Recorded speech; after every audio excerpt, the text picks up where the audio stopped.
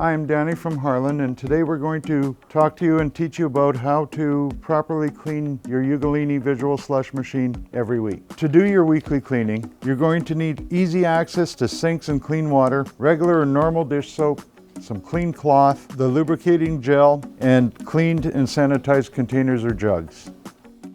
The first steps we have to do, and it makes it easier to clean the machine if it's in the night mode or stirring mode, so the product in the barrel is in liquid form rather than slush.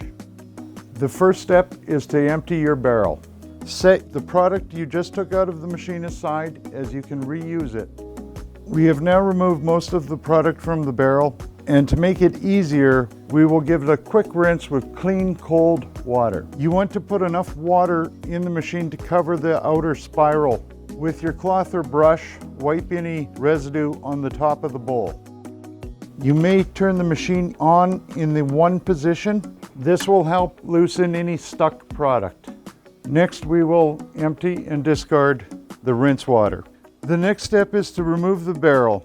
To do that, we need to simply and gently push up on the front of the barrel and wiggle it back and forth while pulling away from the machine. You will notice the feet on the bottom of the barrel popped out.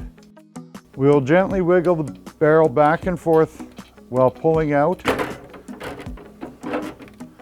The excess water left in the barrel will drip and fall into your drip tray. Next, we need to remove the outer spiral by simply turning it clockwise and pulling toward the front of the machine. Next part to remove is the inner auger. It is held in there by magnet and will be hard to pull out. The last part to remove is the outer gasket or large white bowl gasket. By pulling forward, it will come off the seat. On the bowl, we need to remove the spigot to clean the O-rings on the spigot. We simply remove the pin and pull the spigot assembly out. The spigot O-rings should be removed for cleaning every time you clean your machine. The easiest way to remove the O-rings is by pinching two sides, creating a loop, and rolling the O-ring out of its groove. In warm soapy water, wash all parts, rinse, and allow to air dry. The machine may be reassembled with the parts still damp. Now with our parts air drying, we will clean the barrel of the machine. With warm soapy water, we wipe the exposed evaporator both outside and inside and ensure to clean the back of the machine. Make sure you wipe up all leftover product on the tray.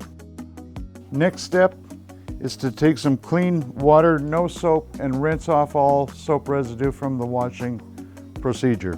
Now that everything has been cleaned, we're ready to start the reassembly procedure.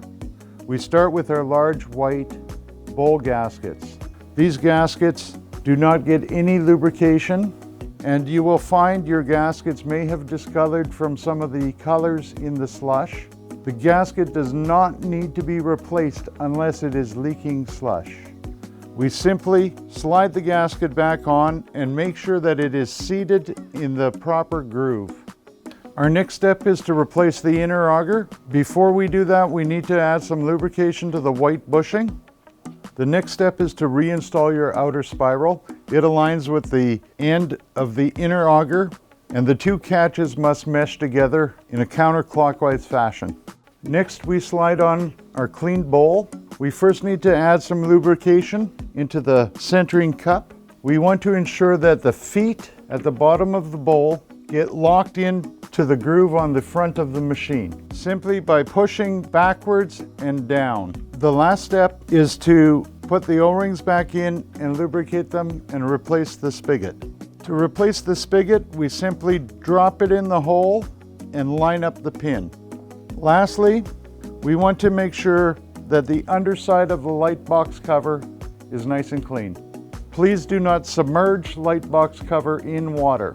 Repeat this process on all cylinders of your machine. Remove the two thumb screws on the left-hand side panel and remove panel by pulling outward and then lifting up. Here you will find your dust filter. Please clean by shaking it off and rinsing with water.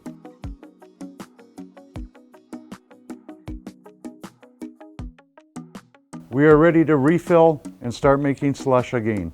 This procedure should be done one time per week.